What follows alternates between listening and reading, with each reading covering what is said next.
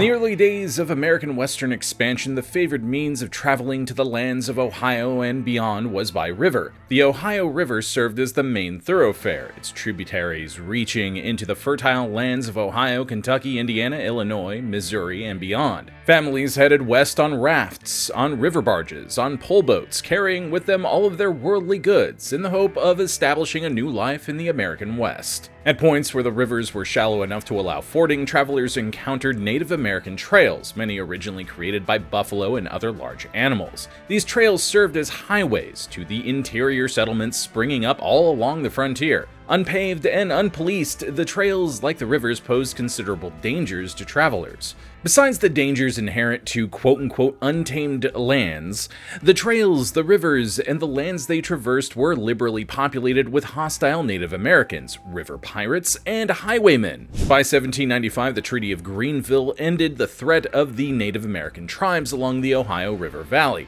and settlers poured into the region, down its tributaries into Kentucky, Tennessee, and further west into Spanish-controlled Missouri and beyond. Former Native American trails, called traces, were the favored overland route, with the Natchez Trace becoming the most famous of them all. Along both the rivers and the traces, there was little in the way of law enforcement and little regard for what did exist. Hundreds of men, women, and children ventured forth along the routes, never to reach their intended destinations, many never to be seen again. Highwaymen, robbers, and thieves along the traces, and river pirates who preyed upon the travelers afloat, operated under the rule that the dead cannot identify their attackers, nor testify against them in court. Those who did survive an encounter with criminals, usually through the tried-and-true method of running for their lives at the first sign of an attack, began circulating tales of uncommon cruelty practiced by the criminals along the frontier. It should be noted that due to the laws of the time, a known murderer in Kentucky could walk about in another state, Indiana for example, with impunity.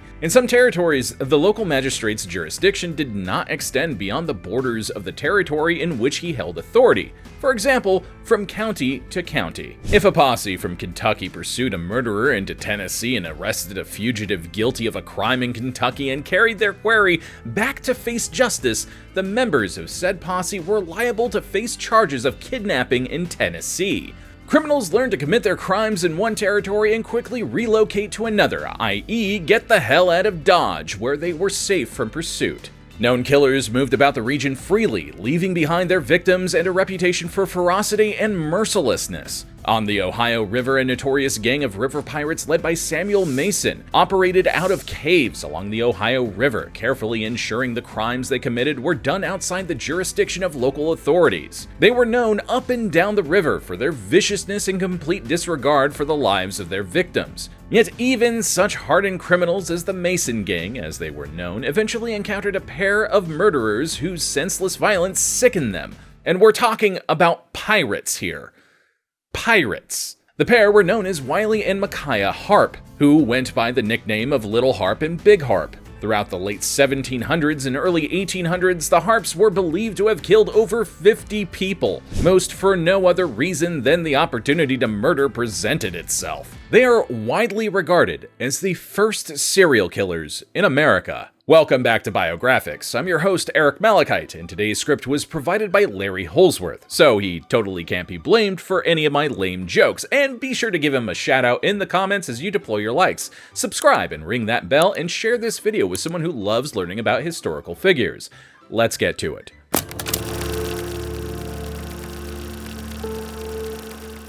Who the Harpe brothers really were is subject to considerable debate. It is most likely that they were born in western North Carolina, though they may not have been brothers at all, but rather first cousins. It is also likely that their last name was Harper rather than Harpe, and it is possible that one or perhaps both immigrated from Scotland in or around 1770. It is likely that the tensions between the Loyalists and Patriots in the region during the American Revolution led them to leave the area. The first confirmed record of the existence of the Harpes is their appearance in Virginia in 1775, where they worked as overseers on slave plantations. That fact leads most historians to assume their births around 1750 and no later than 1760, but the actual dates and places are simply unknown. During the American Revolutionary War, the Harpes returned to the backwoods of North Carolina, where they operated with various gangs known as associators. Ostensibly part of the Loyalist militia, also called Tories,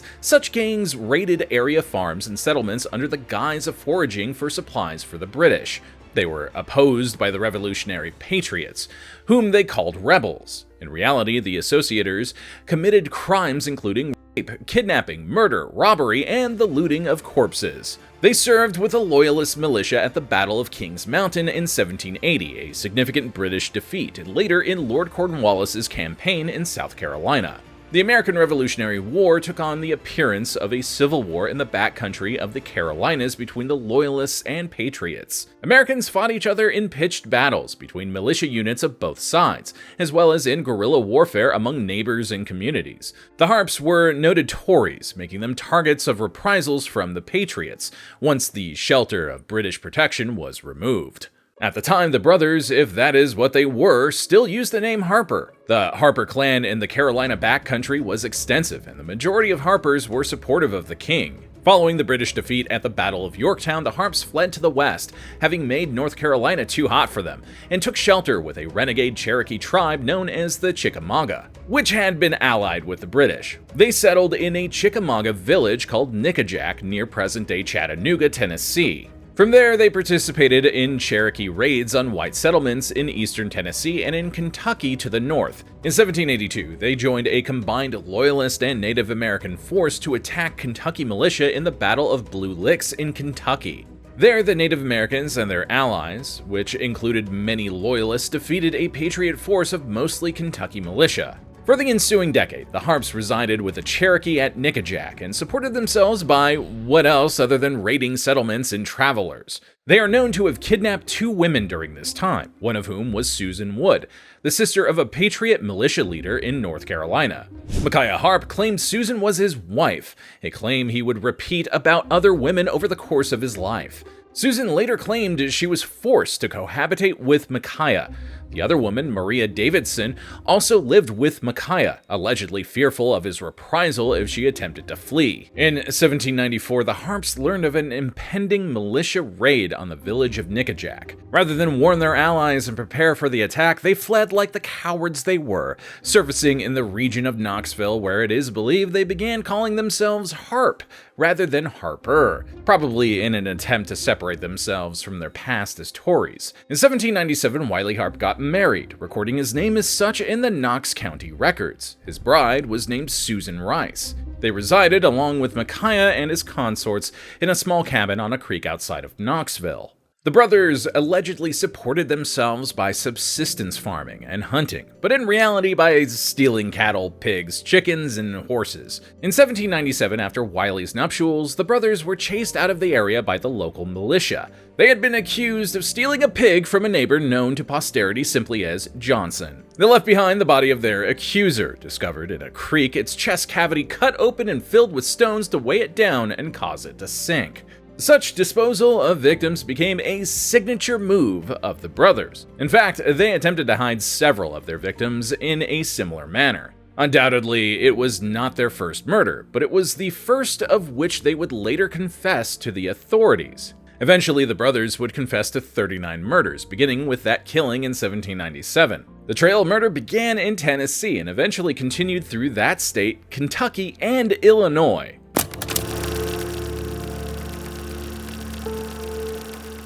Fleeing Tennessee militia, the Harpes moved to Kentucky via the Wilderness Road through the Cumberland Gap.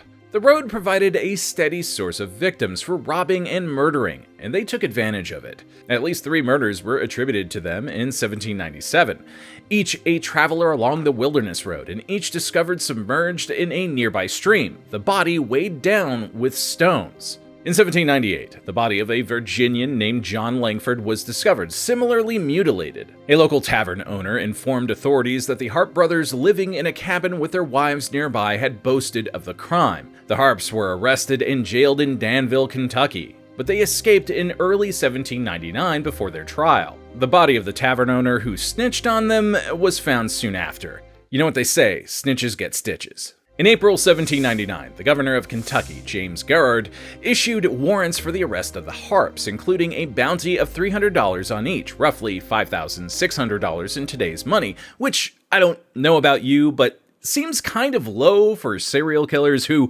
literally filled their victims' bellies with rocks. Just saying. It's thanks to the governor's warrants that the only known description of the Harpe brothers is obtained. The governor described Micaiah as about 6 feet high, of robust make, and is about 30 or 32 years of age. He has an ill-looking, downcast countenance.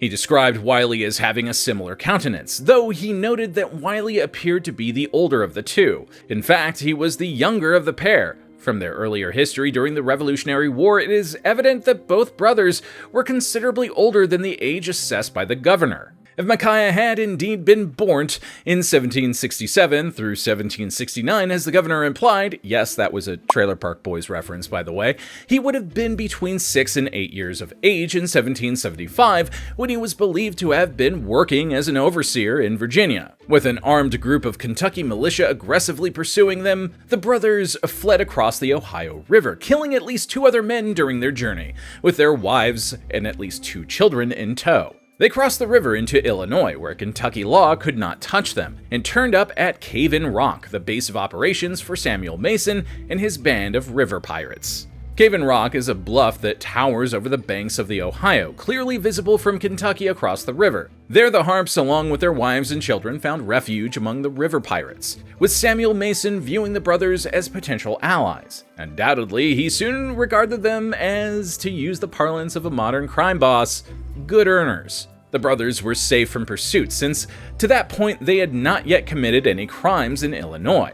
That would soon change. The Harpes began to kidnap their victims on the river and on the Kentucky side, returning with them to the bluffs. They would then take them to the top of the bluff above the cave, strip them of all their belongings and clothes, and then casually, push them off the cliff to die on the rocks below. Wow. This is the greatest thrill of my life! I'm king of the world! Woohoo! Woohoo! If such tales be true, as they have not been proven, the victims who plummeted to their deaths at Cave-in Rock should be added to the death toll accrued by the Harpes. According to one tale, which is again unproven, the brothers once put a victim on a blindfolded horse and forced the animal over the bluff. Just how many victims of the Harpes died in such a manner is unknown, but by most accounts, the river pirates found the manner of execution repulsive.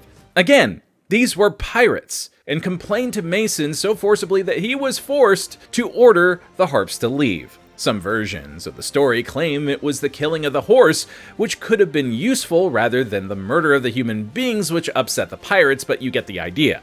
At any rate, Mason ordered them out, and the Harpes were absent when Cave-in Rock was raided by a group of vigilantes from Mercer County, Kentucky, in the late summer of 1799. Mason escaped, resuming his criminal career along the Natchez Trace in Mississippi. However, as fate would have it, he would meet Wiley Harpe again.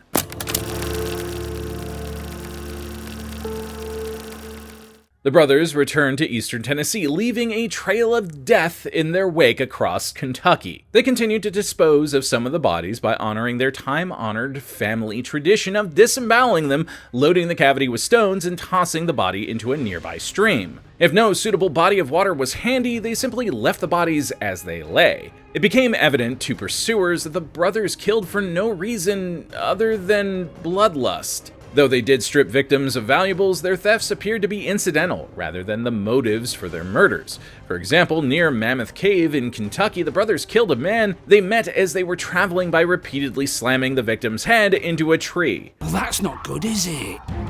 Most of their killings appeared to have been unplanned. They simply met people as they traveled and decided to kill them, frequently disposing of the body by, cutting them open and submerging the body. Another opportunity occurred when they asked for shelter for the night. Frontier hospitality would not allow a party including women and children, as theirs did, to spend the night in the open if they had a barn or a shed or room in their homes. Several of the Harpes' victims died just for being nice and hospitable. Their preferred method of killing was with a knife or an axe or by bludgeoning rather than by gunshot. I guess guns are too quick. You can't savor all the emotions. Yeah. At least 7 more murders occurred at their hands in Kentucky before they arrived in eastern Tennessee, where they were once again safe from the jurisdiction of Kentucky justice. They then headed west, roughly following the Tennessee-Kentucky state line, committing additional murders in both states. In August 1799, they were just above Russellville, Kentucky, when Micaiah Earp, irritated by his infant daughter's crying, and I'm not even going to make a joke about this because it's heinous, killed the baby by bashing its head against a tree.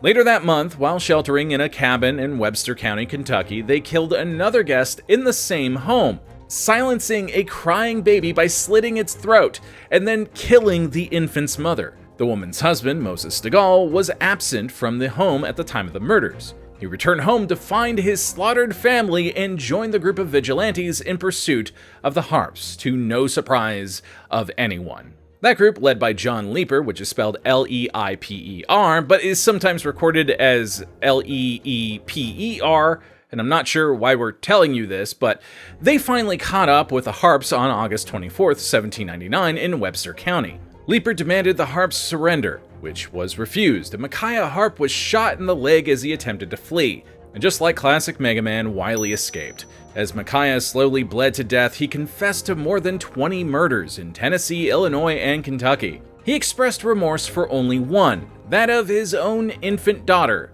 who I will remind you he killed by beating against a tree. There is no record of any attempt to treat his wounds or save his life. According to some later accounts written by eyewitnesses, including one by John Leeper, Moses Stegall was so enraged by Harpe's recounting of the murder of his wife and child that he cut off Micaiah's head before the murderer had completed his confession. In his official report to Kentucky Governor James Garrard, Leeper stated that Harpe was dead before Stegall decapitated the corpse. Regardless, none of the group claimed the $300 bounty the governor had placed on the Harpes. After cutting off the head, Stegall channeled Vlad the Impaler, stuck it upon a pole, and placed it along a nearby road, today known as Harpe's Head Road. The spot features a historical marker.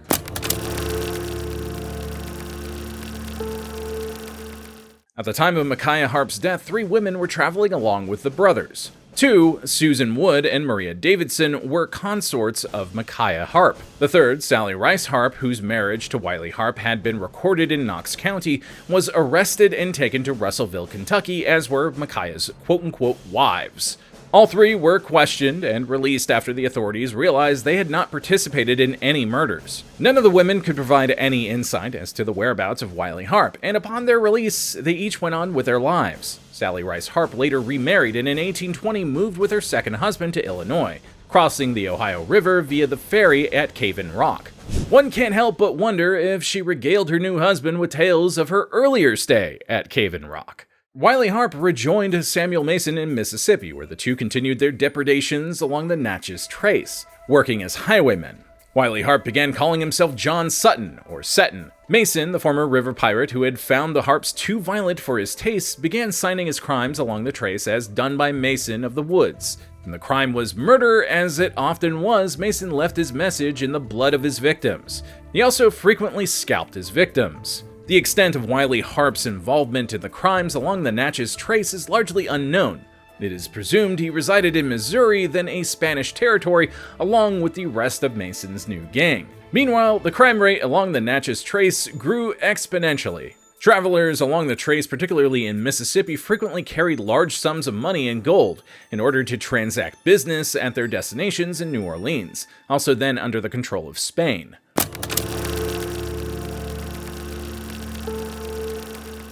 In 1803, in response to pressure from New Orleans businessmen and the American government, Spanish authorities raided Samuel Mason's home, arresting him and several members of his gang. Mason denied any criminal activity, including piracy, robbery, and murder, but was unable to explain away the more than $7,000 in gold in both American and Spanish banknotes he had in his possession, over $200,000 in today's money. He also failed to offer a reasonable explanation for the 22 human scalps he had in his home as mementos. The serial killer always cuts off the victim's left hands. Right. Well, those aren't left hands, see? And Wiley Harpe successfully hid his true identity, the name John Sutton shielding him from being known as a murderer. Spanish authorities found no crimes had been committed in their territory and decided to send Mason and the others, including Harpe, to New Orleans, to await extradition to the United States. Wiley learned that the United States had a price on Mason's head, roughly equal to $7,500 in today's money, though the actual size of the bounty is frequently disputed. It applied whether Mason was delivered alive or if indisputable proof of his death was presented to the proper authority. Harpe enlisted the support of a colleague, Peter Alston, who also went by the name of James May, and who was a former member of Mason's gang. Peter was also the son of a notorious counterfeiter, Philip Alston, and on occasion dabbled in his father's trade. He used the alias James May to disassociate himself from the counterfeiting activities. He too was in Spanish custody awaiting extradition to the Americas. Harpe and Alston agreed that it would be better for them if they turned Samuel Mason over to the American authorities and collected the bounty rather than see it go to servants of Spain. During the prisoners' journey down the Mississippi River by boat, a storm provided them cover to make their escape. Harpe, Alston, and Mason fled their guards, eluding them, though according to some reports, Mason was wounded by a gunshot in the leg. Here the story gets a bit murkier. What is certain is that Samuel Mason died. Whether he died as a result of his wounds suffered while escaping, or whether Wiley Harpe and Peter Alston helped him along to his reward is uncertain. What is certain is that in late 1803, two men appeared before the American authorities in Greenville, Mississippi Territory, calling themselves John Sutton and James May. They had in their possession one severed head belonging to Samuel Mason, which they offered as proof of his death as they claimed the bounty for the pirate. Unfortunately for Wiley Harpe, he was recognized, his identity as the notorious Little Harpe proclaimed, and he was arrested along with his partner. Within hours, both escaped, though they remained free only for a few hours before they were recaptured. They were held in irons in Greenville, Mississippi Territory, today a ghost town known as Old Greenville. There, they were tried, convicted, and sentenced to death by hanging. On February 8, 1804, Wiley Harpe and Peter Alston were executed by hanging in Old Greenville, Mississippi Territory. After they were dead, their bodies were taken down and decapitated. The bodies were buried in a nearby potter's field. Their heads were impaled on stakes with a sign listing their names and crimes and displayed along the Natchez Trace outside of Old Greenville. They were to serve as a warning to those considering crimes along the trace as to what their fate would be. Any sign of the site is gone today, as is Old Greenville. All that remains of what was at the time the largest town on the Natchez Trace is its cemetery.